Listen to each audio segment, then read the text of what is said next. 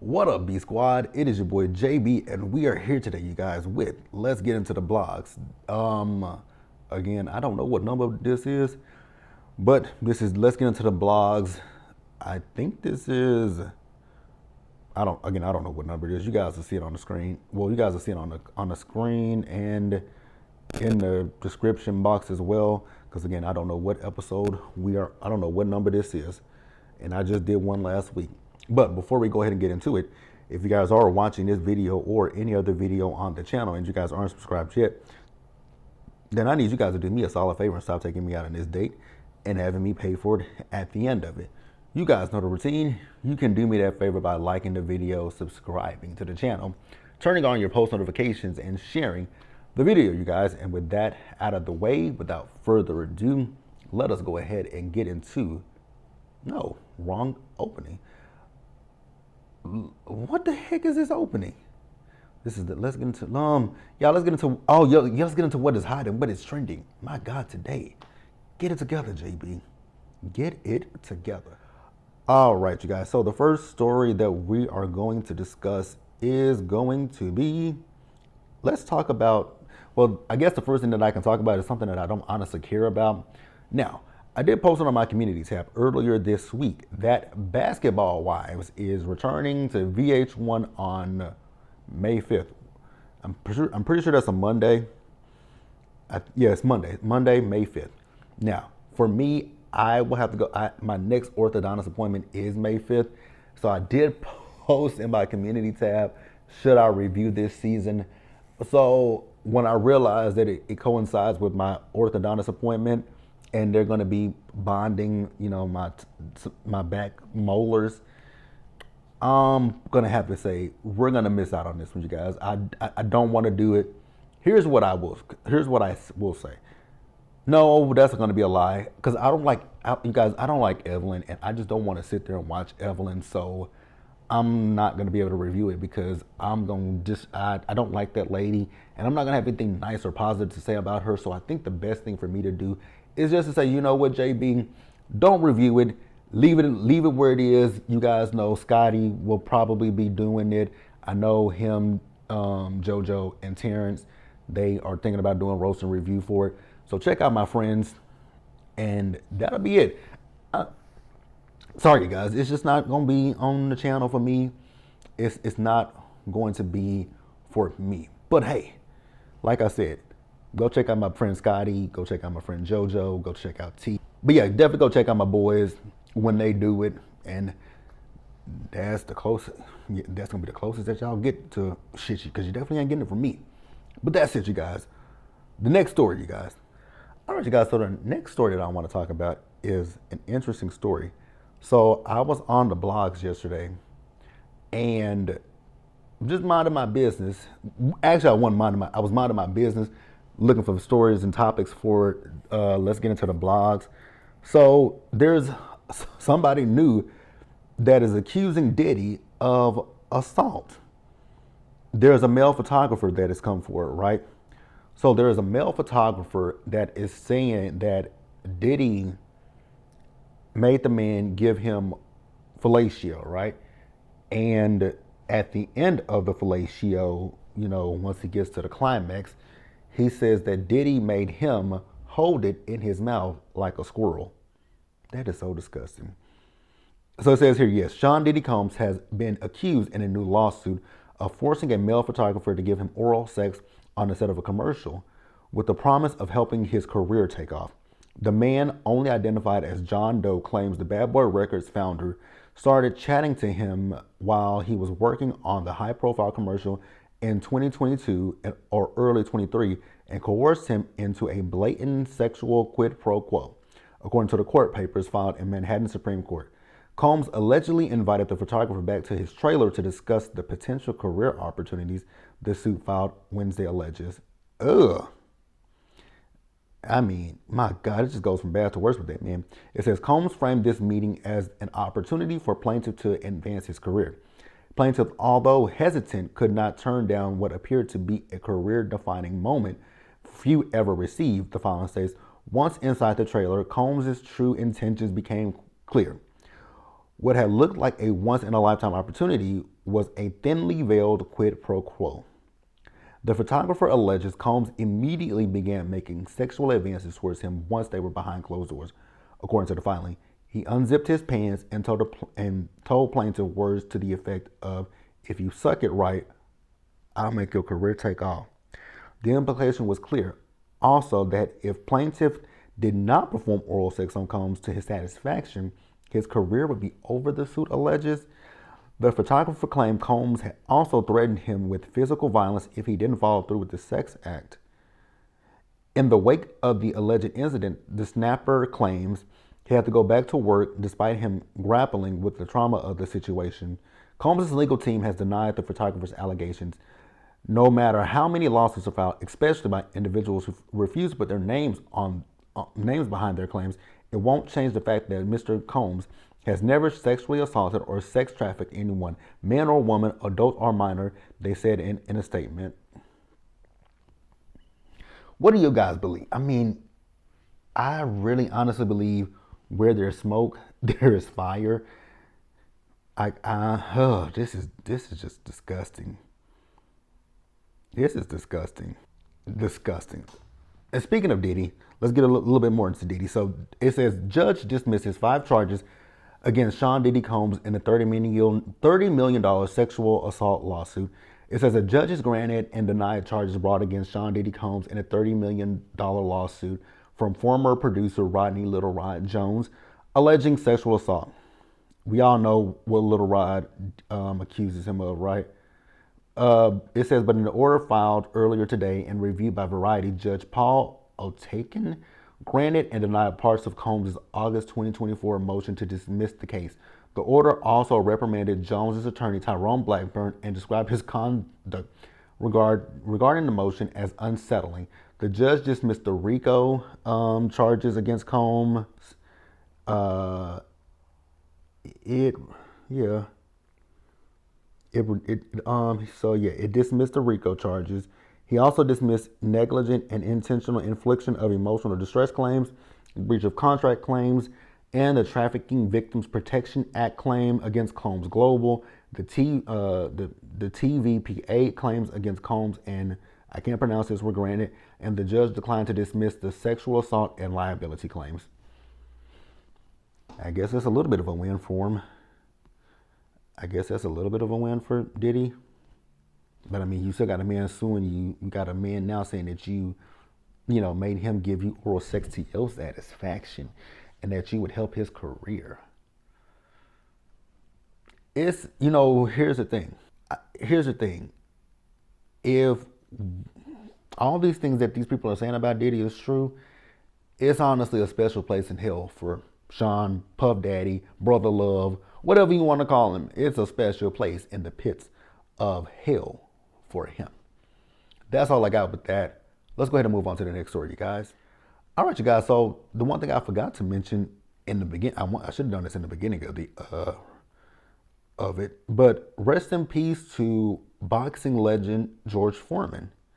So he passed away on March 21st of this year, right? Let's see if we can find an article. So it says boxing heavyweight champion George Foreman has died at age 76. Did he have any kids? And I don't know. I mean, at this point, I don't know if there's a cause of death, but 76, you feel like you want to live like into your 80s and 90s. But I mean, 76 is a good life. He was accomplished, decorated. So George Foreman has nothing, he lived a fantastic life. Man, y'all remember, I'm about to show my age, them George Foreman grills back in the day. Baby, the George Foreman grills, I actually have one. Don't have it anymore, but because, I had the George Foreman grill for a very long time, and then the air fryers came out. Now the Ninja Foodies and stuff of that nature. So I don't have a George Foreman grill anymore, but I used to have one back in the day. So yeah, rest in peace, King. You lived a great, great life. And that is it, you guys. So let's move on to the next story, shall we? All right, you guys. So the next story up is So I'm laughing because here's the thing I will say. I'm gonna be serious. My girl Jasmine Crockett from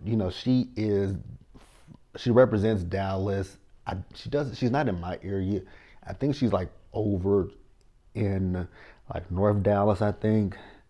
But she doesn't represent my district. She doesn't represent over here where I live at. But Jasmine Crockett, I like Jasmine Crockett. I don't have a problem with her. But I know that the other side, their media, they talk about her. The one thing that I do hate is when I see people who, as the saying go, all skin folk ain't kinfolk, right? That the people that ain't kinfolk to us, they be over there on, in that cesspool with those palm colored people who are racist, right? And be calling her Shanae, Shaniqua, ghetto, this and that, right? And I find it quite interesting because she is an intelligent woman. She is an attorney, number two. So y'all can say whatever you want to say about her, but she's very intelligent and she knows what she's talking about. But I don't hear them saying that Marjorie Taylor Greene is ghetto. I don't hear them saying Lauren Boebert is ghetto. But Jasmine Crockett is oh so ghetto and Shaniquified and all this kind of stuff that they want to say. And I'm just like, she's done nothing worse than Marjorie Taylor Greene. Did y'all not just see a video of that woman? So she was doing some kind of interview and there was a woman from the UK asking her a question. That woman asked her a question. She didn't want to answer the question from the woman and told the woman, we don't care about your country and go back to where you came from. But had Jasmine done some shit like that, they would be ripping her up and down. Kind of like what they're trying to do right now with her. So Jasmine was at the human rights campaign, right? And so she was given a speech, right? She mentioned Greg Abbott, who unfortunately is our governor. I can't stand the man. So she called him Governor Hot Wheels, right? Do I have a problem with it? Honestly, no, I don't. And I'm gonna tell you guys why I don't have a problem with it. Because if you are from Texas, if you live in Texas and you hang around any group of people who don't like Greg Abbott, we all call him something Hot Wheels, Matchbox car, Governor Papa Wheelie. I call him so many different things. But when I say those things, it's not an attack on who he, it's not an attack on his disability, right? Because you would think that somebody with a disability such as him, you would think that he would have a little bit of empathy for other people, but that man is filled with so much hate and venom for other people, right? So now the right, they're talking about how, oh my God, she said this, she said that, she talked about him, she needs to apologize. They want to censure her, right? But I just find it fascinating that y'all want to censure her, but y'all ain't done nothing to Marjorie Taylor Greene. Y'all don't do anything to Lauren Boebert. Y'all don't do anything to any of them on that side. Hell, the top of the fucking ticket made fun of a man who has a disability. Y'all remember when he did that when he was making fun of a reporter who has a disability. But y'all chuckled and got a good guffaw from that. But Jasmine Crockett does it to Governor Papa Wheelie, Governor Hot Wheels. Y'all want to have a big ass motherfucking problem with it. But people in Texas call him that. Again, can I be honest and say that she probably shouldn't have done it? Yes, she shouldn't have done it, right? But as I just stated a few minutes ago, we're not going to sit here and pretend like the likes of a Marjorie Taylor Greene, the likes of a you-know-who, like they don't talk shit about people and disrespect people with disabilities. Like, the fuck? I don't have a problem with it. I really, truly don't. And it doesn't appear that Jasmine Crockett is going to apologize. And do I think she should apologize? I don't care. What I will say is, you guys know I watched The View, right? And I told you guys I watched The View. So I was watching The View the other day, and I have to agree with what Joy and Whoopi said. Because Joy and Whoopi basically said, because you guys know, Joy and Whoopi, comedians, right? So they were just like, she was trying to be funny. And I agree with that. I do believe Jasmine was trying to be funny. And Joy and Whoopi both agree. She should have just left it to the comedians, right? I think that too. But I also don't know if she was, I don't know if I think she was 100% being, being funny. I think it was just like, y'all know, kitchen table talk that she forgot. It could have been like, she wasn't thinking about her audience at the time. And it just came out of her mouth that, hey, Governor Hot Wheels, he's a hot damn mess. And that's really all it is. But they are outraged. Am I outraged? Absolutely not. I don't really give a fuck. Again, don't care. Let's move on, you guys. Next story up is congratulations are in order to Tawanda Braxton, you guys. Now, you guys remember the last season of The Braxtons, which they filmed season 2 of that damn show. And it's coming soon. I don't know when it's coming. I did see Mama Braxton and Tamar. They were on, was it Tamron Hall? If it wasn't Tamron, it was Sherri Shepherd, which will lead me into my next story. But they were on either Sherri or Tamron, one of the two. And Tamar did say she blocked Tony on Instagram. You guys remember, just last week, we talked about Tamar with her birthday and the fact that, Tony said she wanted to post a picture of her sister, but she felt like she was blocked, right? So she was blocked. So Tamar, you were full of shit. Which I left it on one of the blogs. I was like, so Tamar, you were kind of gaslighting Tony, right? Because Tony wanted to post you, and then I went on ahead and deleted the comment because then people came up under the comment like she never said she didn't block her sister, and Tony could have texted and called her. I'm pretty positive Tony texted and called her sister. Like I said in my video last week, I texted my little cousin and told her happy birthday. But I also wanted to go on social media and post my cousin on social media. Like, y'all act like y'all don't do that shit. Like, some of y'all act like y'all, oh God. But yeah, season 2 of The Braxtons, I know that they filmed it. When is it coming? I don't know. Am I excited for season 2 of The Braxtons? Absolutely not. But what I was talking about, I went all the way around the world to get to this point. Congratulations to Tawanda. Her and Sean got married. I think last weekend they got married. You guys remember last season of The Braxtons that he proposed to her. She said yes. And we saw that, right? So congratulations are in order to them. So everybody is married with the exception of Tony and Tamar. Because Trina and Vaughn, the way that they were last season, Trina.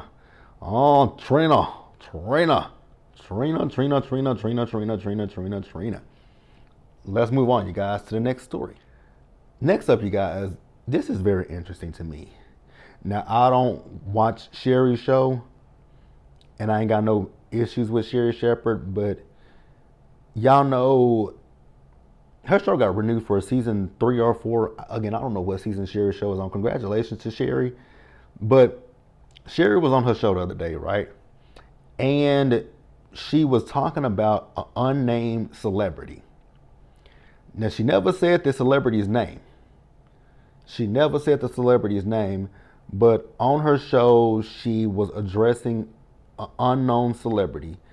So Sherri says, and this is quoted from Sherri because I'm getting this from Hot 97.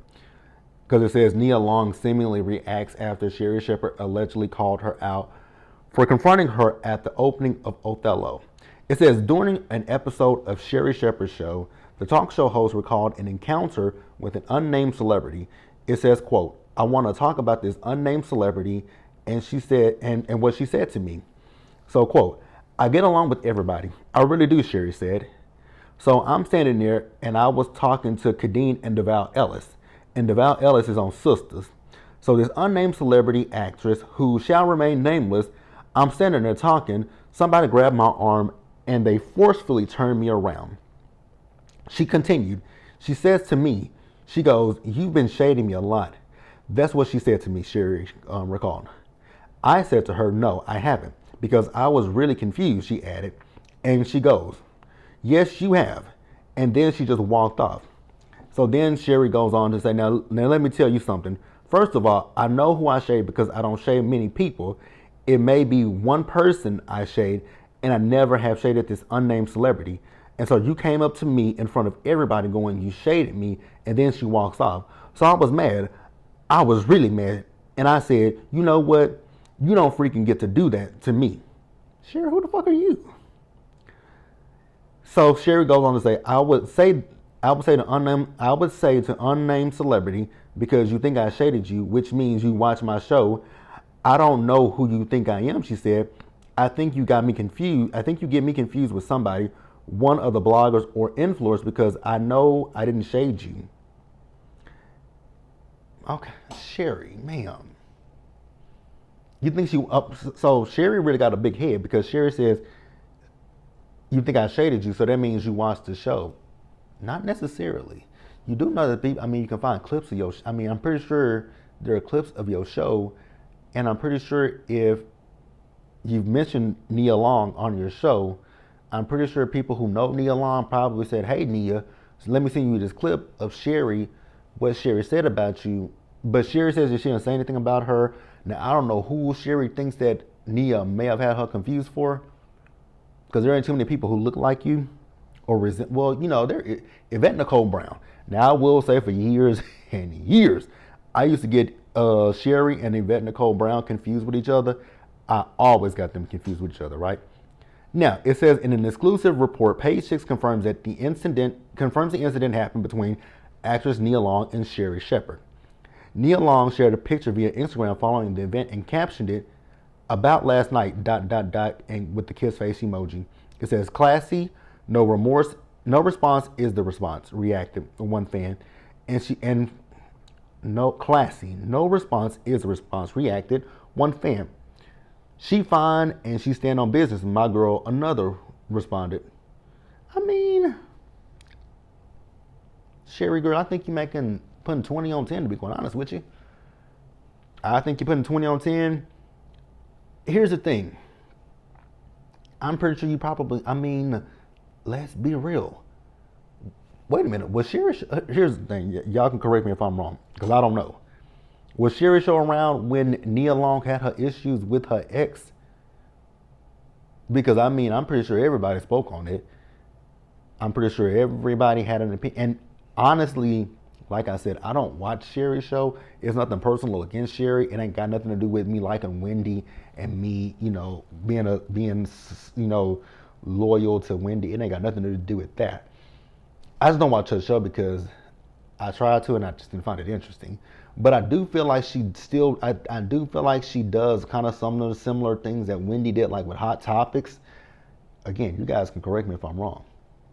But hey, but then Sherry also went to say that she went to the bathroom and she was waiting for Nia to come to the bathroom. I was like, what were you going to do in the bathroom, ma'am? What were you going to do in the bathroom? Like, inquiring minds really wants to know the answer to that question. What were you going to do in the bathroom? But that's neither here nor there, you guys. That's it for that story. Let me know what you guys thought about it. And we're going to go ahead and move on to the next story, shall we?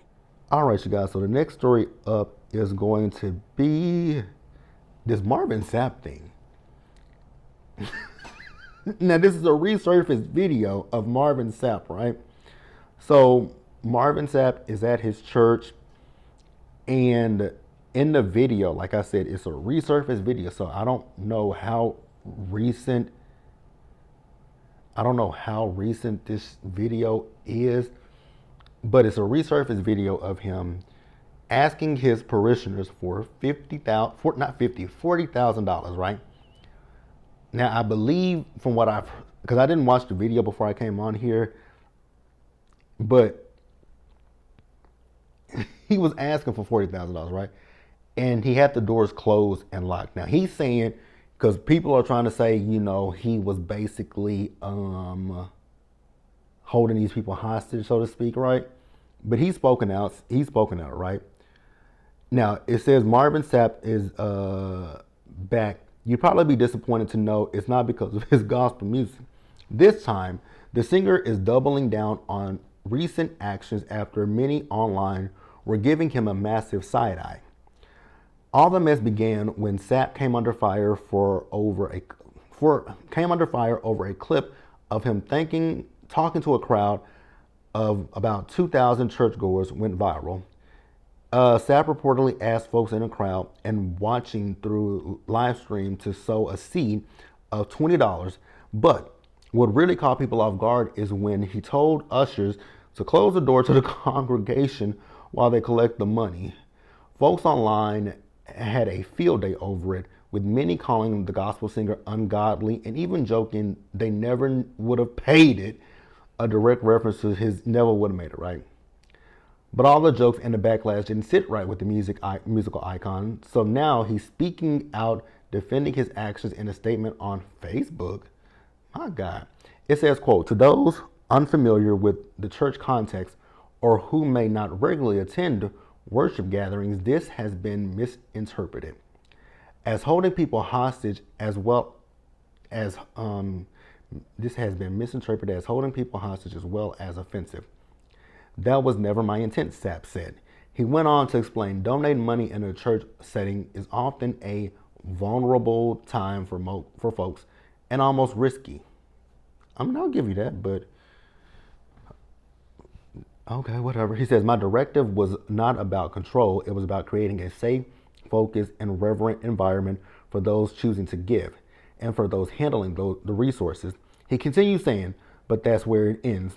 Of course, the churchgoer had to provide some biblical context to support his claims.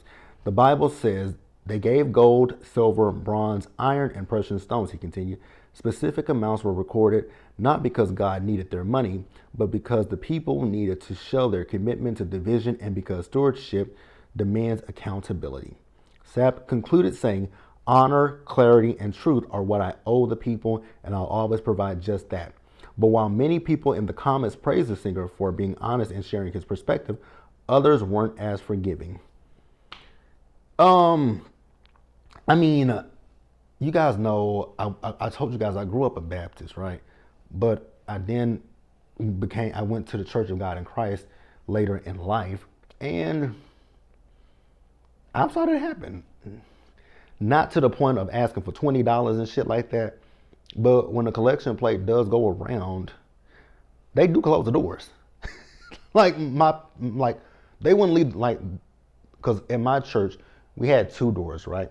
So we had the door that you walk through, and then the door to come into the church. So the door to come into the church was always closed, right? But the door to come into the, come in to the church, I said that all kind of confusing, right? The first door you come through, that one is closed. It closes right behind you. But the second set of doors, those stay open. But then when we get to the point of service where you ask for the collection plate, someone will go to the back of the church, and close those doors. Because I mean, you are giving money, and you don't want nobody to come up in the church and pow, pow, pow, pow, pow, pow, pow, or hold y'all at gunpoint. So I kind of get what he's saying, but I get what he's saying. And you guys can tell me if you agree, if you disagree. It's fine. I don't have a problem if you guys disagree with me. But yeah, definitely let me know what you guys think about Marvin Sapp in the comment section below. And we'll go ahead and move on to the next story, you guys. And I think we're about to wrap it on up. Yeah, this next story is going to be the last story that we got for this week. All right, you guys. So the next story, honestly, you guys, to be quite honest, I just picked this story up because it was just in the blogs. And at the time when I was looking for stories, it wasn't nothing out there in the blogs to talk about. But this story is about Sexy Red. Y'all know I ain't no Sexy Red fan. I don't see her for Sexy Red, but she's in the news, right? So it says here, Sexy Red sued by child's grandmother for leaking home address across social media. It says Sexy Red is facing a lawsuit from Nicole Barnes, grandmother to one of the rapper's children, the grandmother of one of her children. Barnes is seeking $5 million in damages after the rapper allegedly sicked her legion of fans on the plaintiff. The legal action stems from charges that Sexy Red born Janae Wary posted grandma's home address on social media and encouraged her followers to kick in the door and engage in acts of violence against Barnes. Ma'am. So you doxed that lady and then you told her, your fans, to go beat her ass basically. That woman, now here's this is gonna be a shady kind of question, and I don't want y'all to take it shadily. But do Sexy Red have $5 million? Like, I ain't trying to be funny, but do she got $5 million? So it says STL Today is reporting that the leak of Barnes' info led to a wave of terror for the paternal grandmother of one of the rapper's two children. According to Stephen Weaver, Barnes' attorney, the incident is a direct result of the ongoing conflict between Sexy Red and her son, the father of the child. Weaver emphasized that Barnes herself has had no personal involvement in the issues between the rapper and her son. Sexy Red and her, oh gosh, y'all know I hate this word, baby mama and baby daddy. But Sexy Red and her baby daddy are getting into beefs for whatever reason that have nothing to do with my client. Weaver stated, we did try to informally resolve it and her attorneys thought it was a joke. He added, suggesting the previous attempts to settle the matter outside of court were dismissed as trivial. The lawsuit, which has drawn significant attention, accuses Sexy Red of multiple charges, including assault, intentional infliction of emotional distress, and negligent infliction of emotional distress. The suit also highlights the severe emotional and psychological trauma Barnes reportedly endured as a result of the rapper's actions. The alleged threats and the resultant fear for their safety forced Barnes and her family to vacate their home in Hazelwood, Missouri. They have since struggled to find new suitable housing, further exacerbating the emotional and financial strain caused by the ordeal. Barnes is seeking $5 million in damages, citing ongoing trauma and the emotional harm inflicted upon her and her family. And that's all we got, you guys. I mean, you know, good luck to you, Sexy Red. But you can't be sitting out. You can't do that. You can't sit here and put out people's personal information. You can't put out people's home addresses. You can't put out people's phone numbers. You can't put out personal identifiable information about people. So is the woman gonna get $5 million? Who knows? But she will get something from that lawsuit. And the fact that it's saying that Sexy Red's attorneys thought this was a joke, what kind of attorneys does she have? Do she got them attorneys that Tasha K used? Yeah, Sexy Red, you're going to be paying this woman some money. Just letting it be known right here, right now, you're going to definitely pay that woman some money. But that's all I got, you guys. Be sure to like the video, subscribe to the channel, you guys. Turn on your post notifications and share the video. Until the next time, you guys, stay safe out there. Take care of yourselves. Wash your hands. Be blessed. And I'll see you guys in the next one. And we will do this every week. Same time, same place, you guys. Now, what I will say is I have recorded They Cutting the Food earlier this morning. And that sound was terrible in that video, so I had to delete it.